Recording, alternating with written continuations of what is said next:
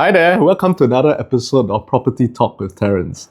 On this episode, I really want to talk about something that's close to my heart, and I think that is a main ethos and emphasis of my whole approach and understanding towards you leveraging on property as an investment. And that is really to use property to plan for adequate retirement savings. I think the writing is also on the wall, that basically Singaporeans in general might not have enough adequacy in terms of retirement savings by the time they retire.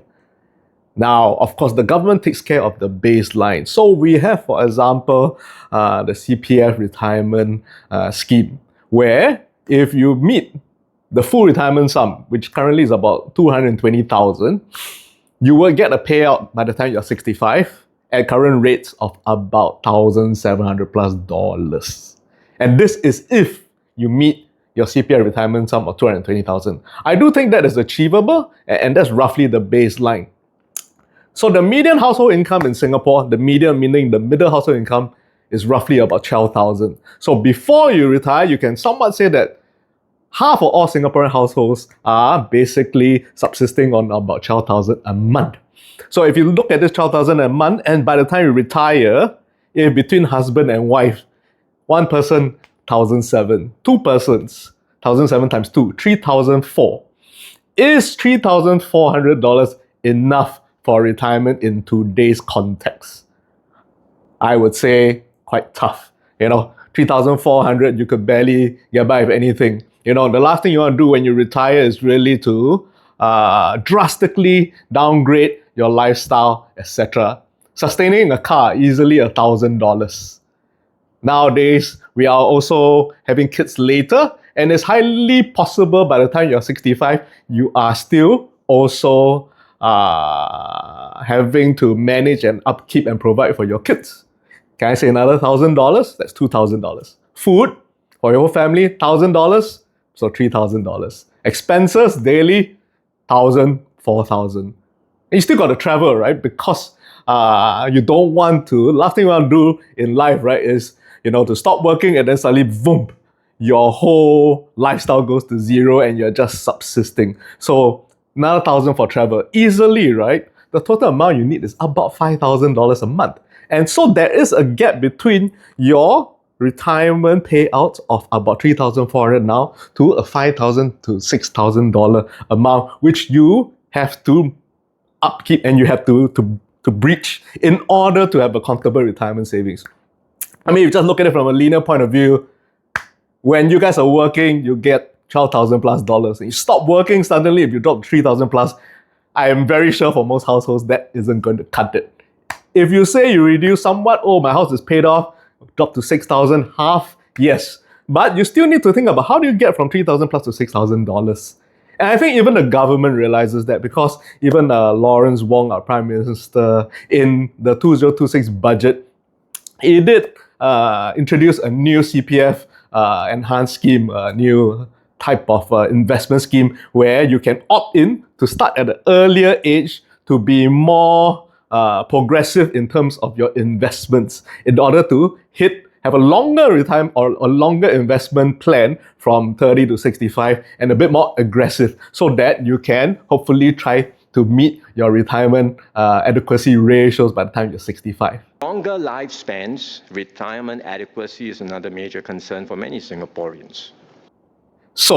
But I feel actually for Singaporeans, property is one of the best and one of the strongest, easiest ways, and one of the most, I would say, comfortable for the everyday person like you, like me, not everyday person who doesn't have a head for stocks, does not need to look at the stock market every day. The property aspect is a very viable alternative. I would say why? I would say 3 key considerations. I would say Singapore is an excellent place for property investment. Property investment is all about head counts, and the head count of Singapore is about 6 million at the current juncture, 6.1 million in fact. And out of this, almost 2 million are foreigners. That means at any one point in time, there are 2 million foreigners all needing to rent in order to stay in the country. And they definitely would not buy because they are, like all modern cities, they are quite transient. Perhaps they work here 3 to 5 years and then they move on, etc. And also, even the government helps you because there's a very punitive 60% ABSD for foreigners now. So I can say that almost all foreigners would be renting, and that really presents an excellent opportunity. It is basically a capture market for you. Secondly, Singapore is a rare city-state that is landlocked. So unlike a place like, let's say, New York or London, where you have suburbs and all, where even if you're working as a foreigner, you could possibly live further and commute more, in Singapore you can't because we are border controlled and landlocked. And basically across this 770 square kilometers, all the 2 million foreigners and all their families, they have to stay here. You see, so it is border controlled and landlocked. You can say, hey, maybe they might move over to JB with the RTS transit, but there is still border controls. And does anybody really want to go through like customs every day for 45 minutes to 1 hour and then travel for another 40 minutes to Raffles Place CBD and live in, for example, Forest City? I hardly think so, you see. So that again presents an excellent advantage because of our natural geographic boundaries that ensure that basically this tenant population is a latent capture. And the third thing is Singapore is a very strong city-state. We have very strong GDPs. We are one of the highest developing GDPs in the world, and we are constantly innovating. We are constantly pushing the boundaries of finance and tech, unicorns, etc. And it's a very attractive city-state, and it's a wealthy country. And that's where the clients can be prepared to pay. So, but let's get down to the numbers, all right? So, you know that if you're 65 and you only get about $3,400 from your retirement income, you need roughly another $2,500. Now, what pays a rental of about $2,500? Do you know that actually it can be easily as affordable as just a simple one bedroom that costs about $700,000? Of course, the key is not to buy the $700,000 now when you're 65, but to have done this 20 years ago and fully paid up so that by now, when you are retired at 65, this one bedroom of $700,000 is all fully paid up and worth $700,000 and giving you $2,500. So, if you go on this concept and you are now 35 years old, all right, and you know that with time, this $2,500 after a period of, let's say, 25 to 30 years will be the $4,000, which is the future $2,500 taking into account inflation. So what you want to do is basically to buy something like this $700,000 investment property right now. This $7,000 investment property right now giving you $2,500 rent. If the rent is compounded and increased by 2% every year, in 25 years, you will be able to get a rent of about $4,000 plus. In 25 years' time, of course, your CPF retirement will also increase. But all this is due to inflation. But what I'm really trying to say is you have to start now and to start today when you are 35 years old, 40 years old. To buy a $700,000 property, you do not need $700,000. You actually need only in terms of equity of about $200,000 plus stamp duties, etc. By investing this $200,000, it will transform after 25 years. If you compound it at a rate of increase of your capital value of the property of about 2+%, it will become after 25 years an asset worth about 1.1 plus million, fully paid up. And the most important thing is, by the time it's fully paid up 25 years later, you will be collecting your full rental of about $4,000 plus. Along the way, you will not see a single cent, almost. Taking the example, and I have placed this particular property or the range and the region of properties on quite a lot of investors of mine. In fact, I do like to position one bedrooms, especially for long-term retirement planning, because they give the best rental yields on the lowest capex income. So, there's a particularly interesting cluster of condominiums basically at the Loyang area, and they've been developed by Hong Leong, etc. And it's all nice big full service condos, and they serve a very latent capture of the Changi Business Park workers and also the Changi Logistics and Airport Hub workers. So it has been a very stable form of tenants for my clients. So a $700,000 property now, I'll give you an example. I had a client who bought an Inflora unit. This was about 4 years ago. It's a 1-bedroom in Inflora. And I got it for her for about $500,000. The rent back then was about $1,800. Fast forward today, about 6 years later or 5 years later, the last transacted is about $700,000. So that's an increase of basically 40%. $700,000 and the rent has gone up to $2,500. Importantly, right, by the time my client retires and turns 65, she will have a fully paid up property worth about 1.1 million because she's still only in about her 40s, early 40s. And the payout then when she's fully retired will be about 4,000 plus a month in terms of renter. How much does she get now?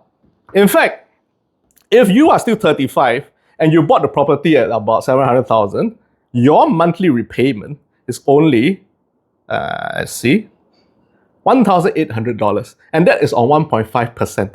If you say, hey, interest rates can vary, I give you a max interest rate, 3%, okay? And the monthly repayment is still 2,200.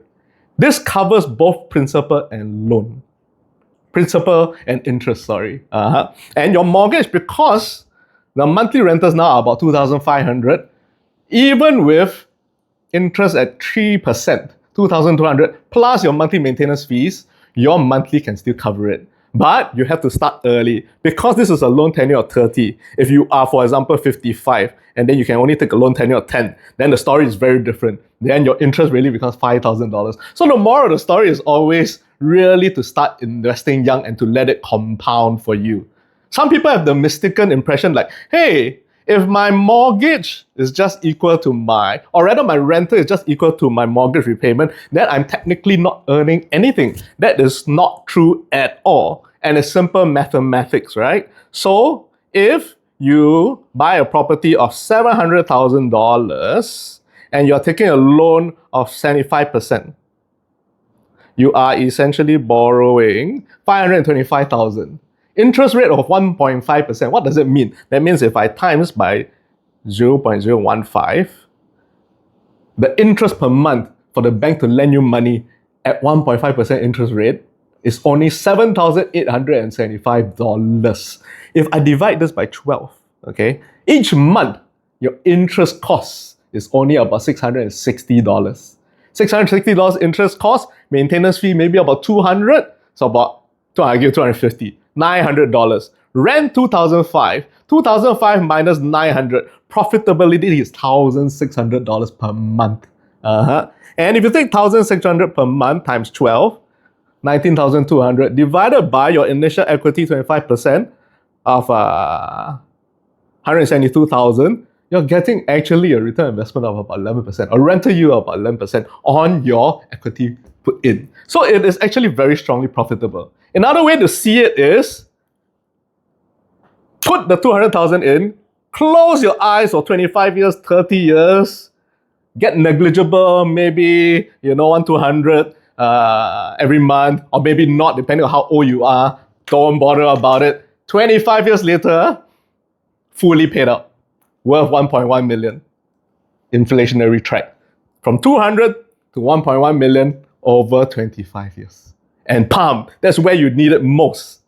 Because that's where it is fully paid up and you will be getting basically rent of about 4,000 plus a month by then. Along the way, you don't see anything because all the profits that you make, the 1,600 you make every month, goes towards repaying your initial capital that you borrow from the bank. It is forced savings actually. Every month you make 1,600, but it's forced savings. You discipline yourself to pay it back to the bank. So that is the beauty of it. It's really a one-time fire and forget, don't worry about it kind of investment instrument.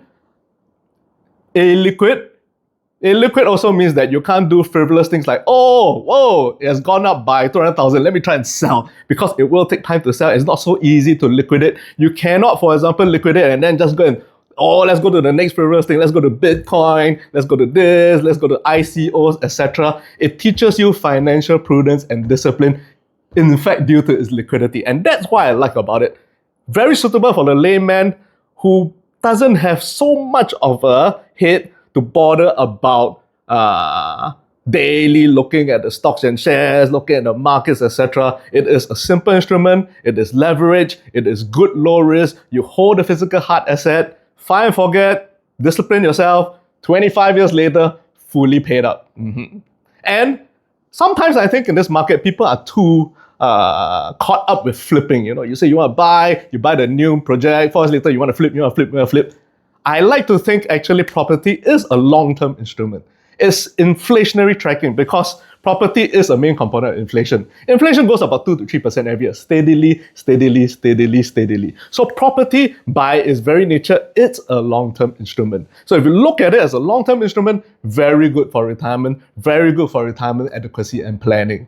So to recap again, if you're 35 years old, if you're 30 or 35 now, start young, restructure your family portfolio between you and your husband, and then unlock it. Unlock a free name, get into an investment property. You don't need to be a CEO, you don't need to be an executive director earning $500,000. We are all normal people. You could be the normal median household of $12,000 and stay $12,000 all the way until you're 50 or 60. You should still partake in a simple second property to invest because it will be the gap measure to cover your retirement fund payouts from $3,000+ plus this $2,500. It will give you, in today's terms, a monthly income of about $6,000, which I think is adequate for retirement planning. Okay, yes. And if you like what you have heard, and you want, because it is a complicated topic and every scenario is different. Different people have different aspirations, different people also have different financial needs. If you are not, for example, a 12,000 household and you're 24,000 household, then you say, hey Terence, 2,500 is not enough. I want to aim for 5,000. I want to aim for 6,000. I want to aim for 7,000 passive income when I retire. How do I do that? Feel free to reach out for me and we can always work out a bespoke plan. In fact, every single one of my clients have different financial plans and structures, and we always structure them differently. So if you like what you hear, please smash the like button as usual. And if you do need further property planning, analysis, and advisory, do feel free to reach out to me. Thank you.